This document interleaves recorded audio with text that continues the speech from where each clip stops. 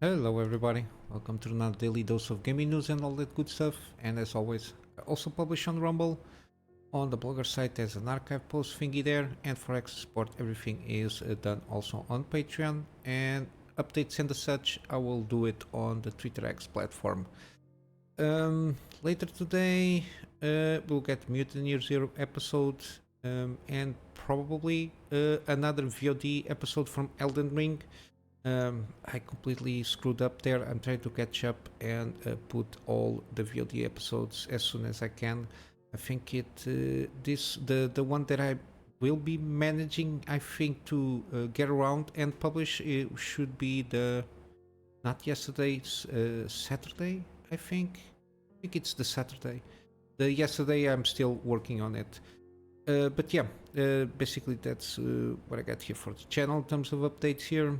Regarding news, we are getting the Game Developers Conference, I think that it's called, at the moment in time. And again, NVidia is now presenting the Blackwell platform in terms of AI and all that stuff for server stuff and AI computing and all that jazz. This is like a press release kind of a thing here. A lot of things here. Supposedly it's better than Grasshopper, of course, between 2.5 times on FP6 instructions or whatever this is to 5 times on the new FP4. Again, this is a lot of bubble jumbo for me. One interesting thing is that we got the I don't remember the technology that they used on NVIDIA, not the Cross-X, it's again, I forgot the dual GPU stuff that we had way back in the day, which basically uses the NVLink. Again, they used this technology, they took advantage of this technology and improved to connect all the processors here. Yeah, which is now on the 5th generation NVLink. Yeah, it was used to get around it. They have it was a little bit rough on the edges when it came out to gaming GPUs. I remember having bought like 2 GPUs at a time. It was a butchered GPU. I don't remember which GPU it was already. It still had like 3 numbers. I'm not sure if it was like 400 or 500 series. I really don't remember. I remember managing to get around 2 of them, and it was a mess to play games with that thing on. But yeah, other than that, again, got a lot of stuff here. We'll see how it goes in terms of gaming when the Blackwell comes. So the 5000 Blackwell GPUs there. Supposedly, I already covered there regarding the memory stuff there.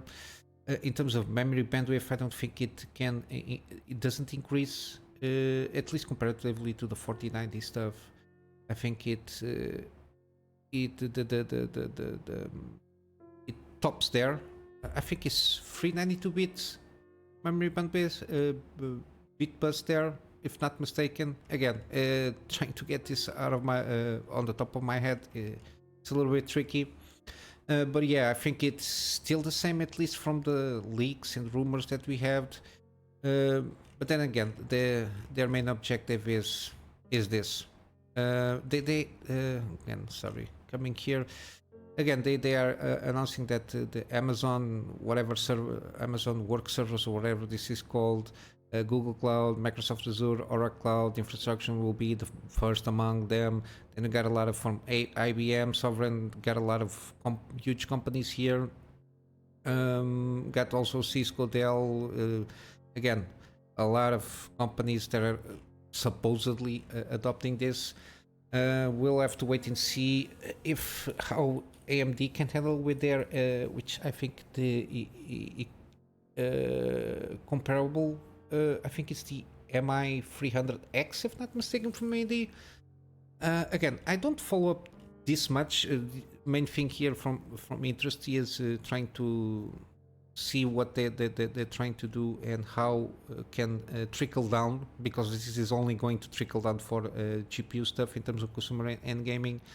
I'm not a huge knowledgeable guy here regarding this, but from time to time I can try to see if it is something to do with gaming.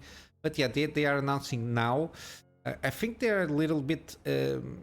I don't know if they're a little bit on the panic side here, and they rushed the presentation of the official presentation of this, the Blackwell ones, because how supposedly really good the MI300X are from AMD, because they are way better from what I understood from the Grasshopper stuff that they presented last year.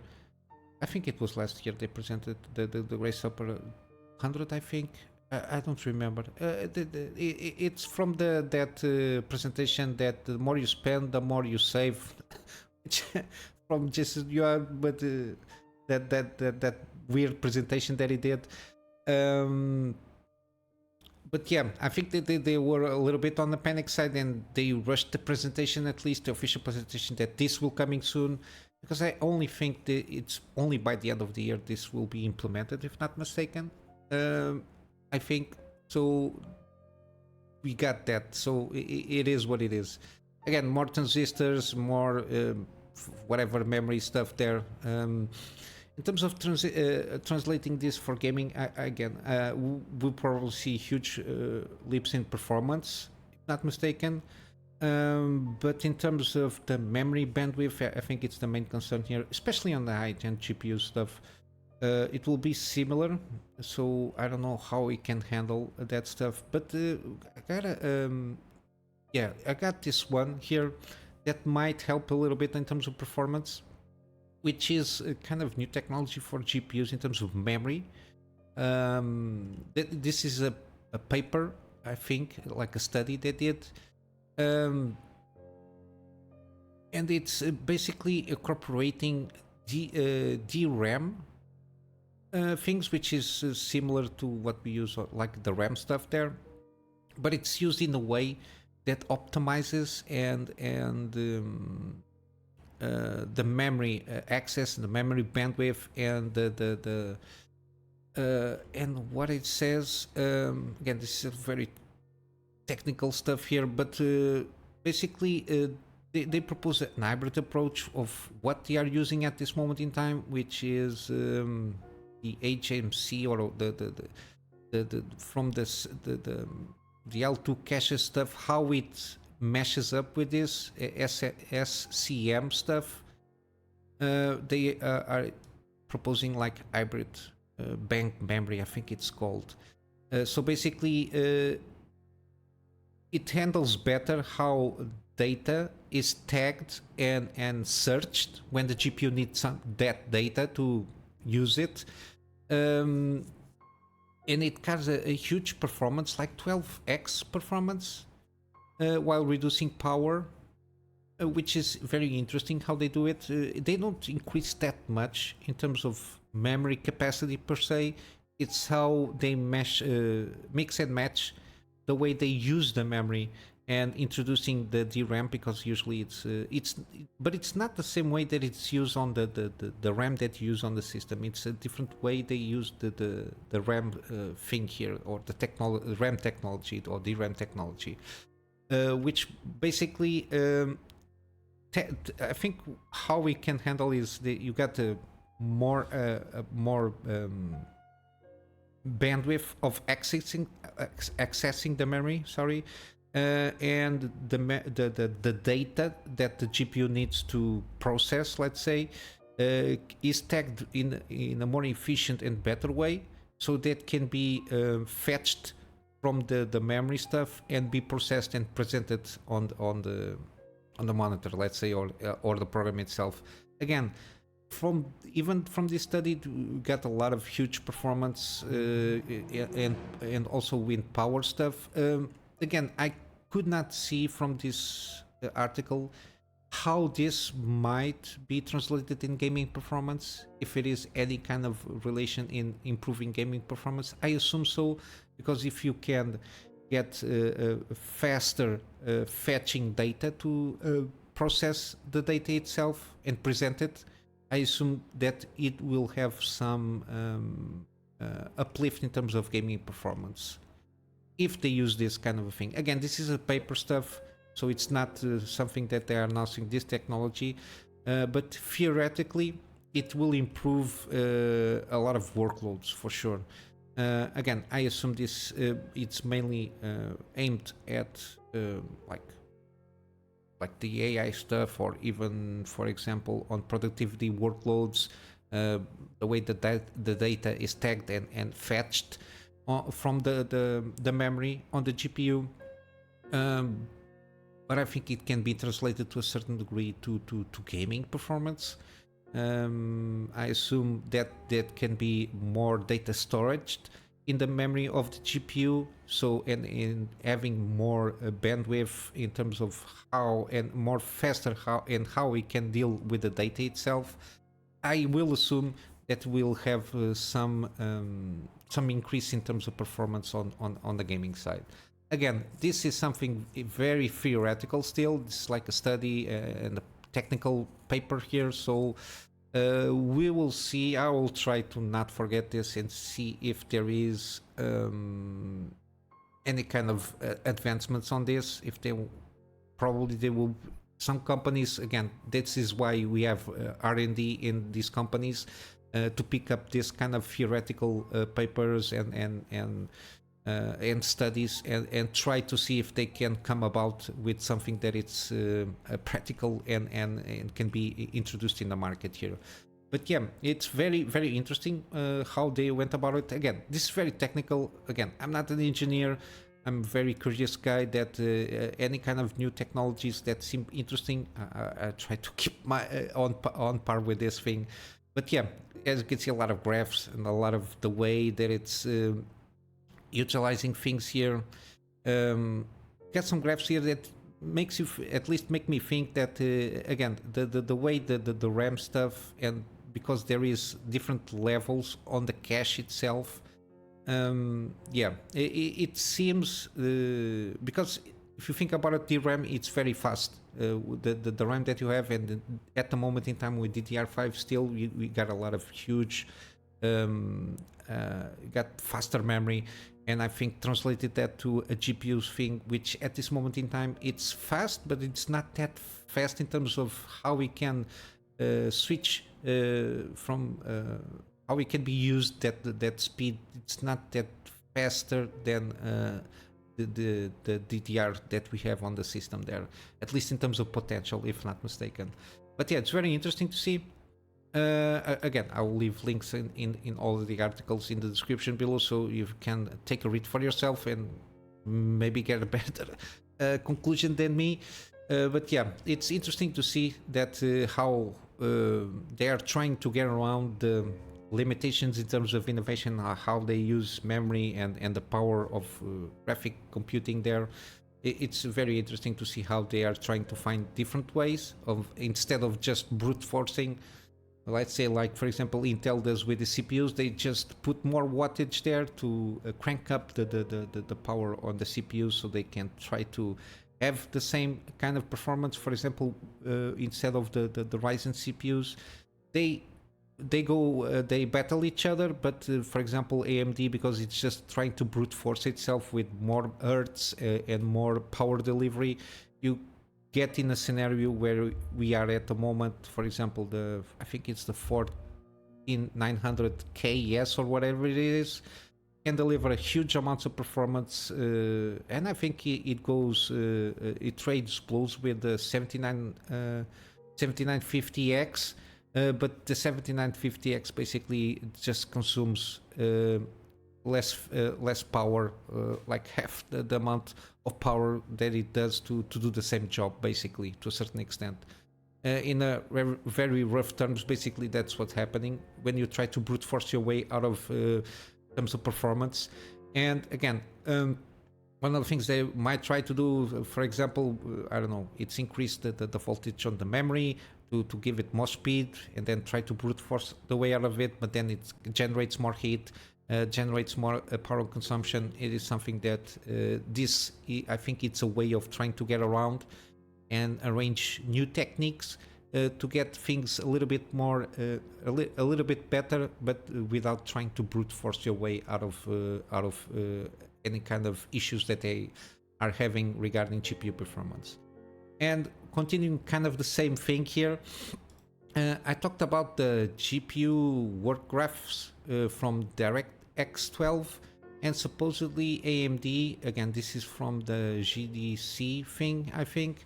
They got what it's basically my GPU here, and supposedly it renders much faster with mesh nodes, and it's coming later this year. Again, this is coming from again the 7900 XTX with some preview. Oh my god, how it calls the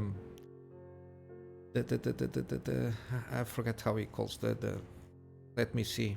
God damn it, completely forgot the name. This one, the AMD Radeon thing here.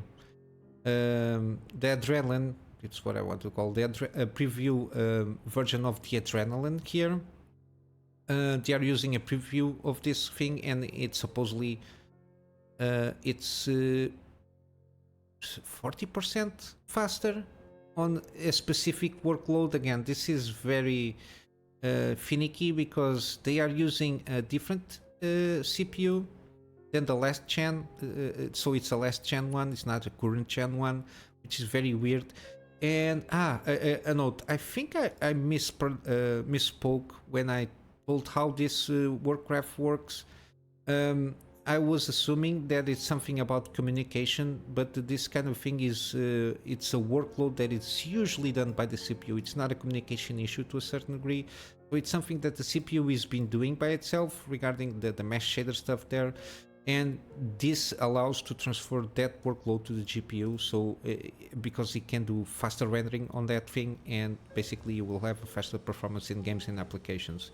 I think I misspoke on that because I think, if not mistaken, I said that it was mainly a communication between CPU GPU issue, trying to get the instruction and everything. But I think it was a CPU bottleneck, in effect, that was the CPU doing this work instead of the GPU, and this allows to transfer autonomously the workload for the GPU itself.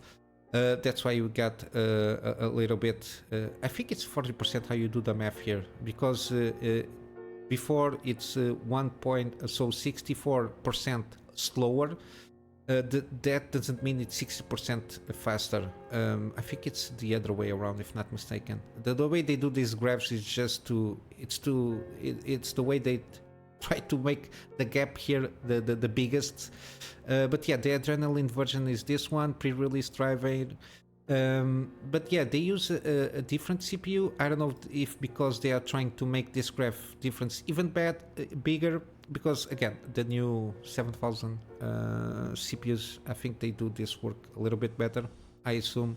I'm not sure, but yeah, I think they are trying to use this 5800X CPU, which is a decent one, just to show the gap between this. Again, a lot of this is marketing, but yeah, this will influence the GPU in terms of how it presents the things on the screen, because this is the timeline, so it separates, so it does the work, it waits for the CPU to deliver what it needs to be done, and now we get a more seamless kind of timeline in terms of execution of the instructions there, because the GPU is basically making everything instead of waiting for the CPU to deliver in this case, the mesh shader stuff there. Yeah, we'll see. Again, this is not applicable, I think, for this is only DirectX 12, so games that are done in or they are not compatible with this one, that we will not see any kind of difference, if I'm not mistaken. Again, we might see huge some improvement in terms of performance, for example, in games like Alan Wake, that take the DirectX 12 API at its full potential there. I think it's Alan Wake 2 in terms of performance. I think that's the game that we will notice a little bit more in terms of performance, especially with the 7000 series GPU from NVidia, from AMD there. But yeah, we'll wait and see. Again, this is a pre-release. I don't know if they're going to be managing to squeeze a little bit out more performance out of this. We will have to wait and see how this will behave. I will try to keep my eyes on this again. But yeah, hopefully it will give a little bit more juice in terms of how new games are coming, especially I think with Unreal Engine 5 games. There are a lot of them that are coming out, and maybe they can take advantage of the DirectX 12 API stuff there. We'll have to wait and see. But yeah, similarly, great news. But yeah, basically this is what I got in terms of the industry. And in regards in gaming, again, we are waiting for Dragon's Dogma 2. Again, I didn't buy the game yet. I don't know if I'm going to. I think I'm going not RAM, but I'm going through first all the library games that I have still, playing those ones, games that I missed out, and then I will try to catch up some of them here and there. Mainly because that there is, I try to mix a little bit like an older game here and a more recent one. At this moment in time, the most recent one that I have is Jedi Fallen Order, and then I got a little bit older one with the Mutineer Zero. I think I'm going to do the Dead Space remake gameplay series afterwards. I wrap up with one of those gaming series, and then I will continue with the recent one, which is the Jedi Survivor there. Yeah, I'm trying to mix and match the best I can, because I still have I want to replay the Tomb Raider trilogy, the Metro trilogy, and a lot of the older games there. So I'm trying to mix it up a little bit. And probably when I'm done with all this, maybe Dragon's Dogma 2 is on a sale here. A more recent game that I have also is Elden Ring, that I'm doing the live streams. I already bought the Shadow of the RG, so this is a more recent thing that I've been doing. But yeah, it's a lot of catching up to do when you miss out on 6 years on gaming. Got this kind of good issues. It's basically trying to choose which game you want to play afterwards. But yeah, got new games. Got the Sandland demo is out now. Again, just a quick note, the save data from the demo will not transfer to the full game, but by playing the demo you will unlock bonus items for the main game. At least that's what they are telling here. Again, check the demo if you're interested. This is one of those games that I probably will play. Seems pretty interesting. Again, Akira Toriyama, he passed away recently, but it's Sandland is based on his IP, this Sandland IP. I'm not sure if they did an anime with this one, but I know this is a manga. I think they tried to do an anime out of this. I'm not sure. I didn't follow up very much on that. But yeah, I've got a game here. It seems pretty interesting, very Akira Toriyama-esque kind of art style, and the how characters are, and I think the story seems pretty interesting there. But yeah, the demo is now available. I will. There is the Steam page. I might leave the Steam page there on the description below, so you can check it out, the demo there. Now, in terms of gaming deals, we still have Deus Ex Mankind Divided for free on Epic Game Store. It is the base game, so afterwards, if you want the Digital Deluxe Edition upgrade, you have to buy it. But at least that's why I think if you're satisfied with the base game, you can get it for free. But sometimes you can get this Digital Deluxe Edition for very cheap, around $8 or so, if not mistaken. When it's on sale, I usually cover this. I put it on a highlight there. Yeah, I think for the price, I think it's a very good price, below $10, because it's not a very recent game, but it's still a pretty good game from this soft reboot that they made. Even the prequel of this one, which is Human Revolution, it's pretty good. Even though it can be a little bit tricky to play with, because it's got some performance issues on the PC port that they did at the time, and it's basically the only version available. But yeah, still, it's a pretty, in terms of story-wise and lore-wise, it's a pretty good one. On Steam, we got Hellblade: Senua's Sacrifice, 90% off, very good. Very good one. There is no DLC. You can buy the soundtrack bundle if you want, but yeah, 90% on the game. Bioshock Collection is up around 80%. I already have Bioshock Infinite, so I'm not sure how this will influence. I think it stays around $15. The free games, so the remastered versions plus Bioshock Infinite and all the DLCs associated with the free games, they are here for 80% off. Mass Effect, this is the Legendary Edition, so all the free games, the remastered versions kind of a thing, plus all the DLC associated, 85% off. I think it's a good deal. I think it's one of those that you should play. It's not mandatory, but I think it's good to play if you play them, at least at this price point. I think you get a good idea of what they are trying to aim there, and at the time it was a pretty good game. At least the first one I remember being a very good one. We got also Batman Arkham Collection, again the free games, plus the DLCs or the season pass for Arkham Knight, 85% off. I already have the first two, so I'm not sure how this will influence on the overall package there. But yeah, it's 85% off. We got The Witcher free, Wild Hunt. Again, the way to go is the complete edition at the usual price of around $12.50, give or take. Again, I recommend playing the first first playthrough vanilla wise. You might want to, if you like, or if you have enough good GPU, just visual overalls if you like. But in terms of mods for like gameplay tweaks and everything, I recommend that for a second playthrough there. You got Midnight Suns. Again, usually I think the better edition is the legendary one, where I think it has the extra characters there, and plus it has story associated with those characters. I think you got Venom and a couple of more. I think there are 4 or 5 characters in total on this thing. Yeah, I think it's 4. You got Venom and 3 more. I don't remember which characters they are, but I think some of the characters is the ones that you defeat on the main story. And basically then in terms of story you got the redemption arcs from them, not mistaken. But it's a pretty good game. It's from the same guys that did XCOM 2. So you got all of that there. Very addicting gameplay there. And yeah, it's a pretty good game. Got also Guardians of the Galaxy. If you didn't catch up and claim it for free on the Epic Game Store, you got 75% off at this moment in time. Again, very positive feedback from all around. And interestingly enough, from the same guys, Eidos Montreal, which is the same guys from Deus Ex, if not mistaken. I think they skipped the Deus Ex and they had this job to do this game. And I think it's a pretty competitive work there.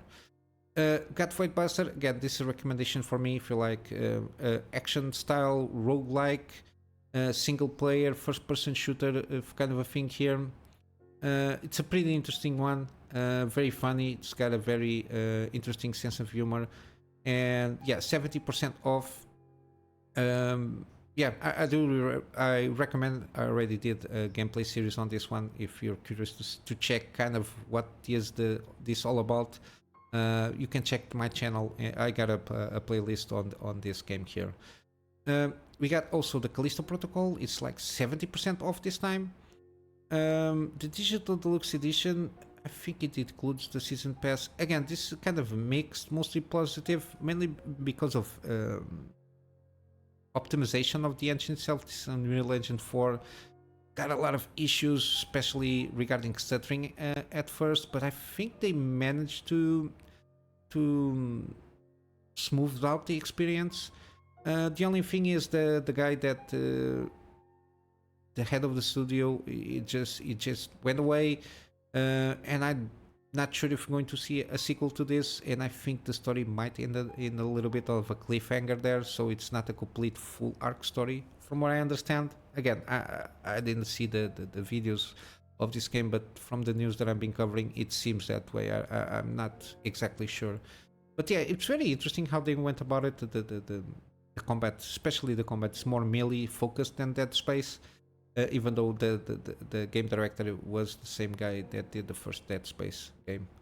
But yeah, I will leave it here if you're interested in this one. And lastly, we got Nier Automata. I have to check the other game that they I think it's the Nier Replicant. Yeah, it's also 60% off. let's open here so I don't forget to put on the description down below. Yeah, this is the upgraded prequel. So you play first this one. Let me change here. So 60% off on it's a, even though it was launched afterwards, it's upgraded, like a remaster kind of a thing there, from Nier Automata. So you play first this one, then you play Nier Automata in terms of story, so you don't get too lost there. But it's one of this duology I want to play out one of these days, because yeah, it's one of those that piqued a lot my interest. Yeah, in terms of story, I'm distracted from the trailer, sorry. But yeah, basically this is what I got for you today. I'm just going to again wrap up with a plug on my Patreon for extra support. The extra support is money at this moment in time for me to get around and getting more storage, for me to get the ability of having backups of stuff that I do for my clients, and of course some extra space for the videos that I do for the channel. And yeah, basically this is it. I hope you have a wonderful day, and I will see you in the next one. Until then, Kunamy Master out.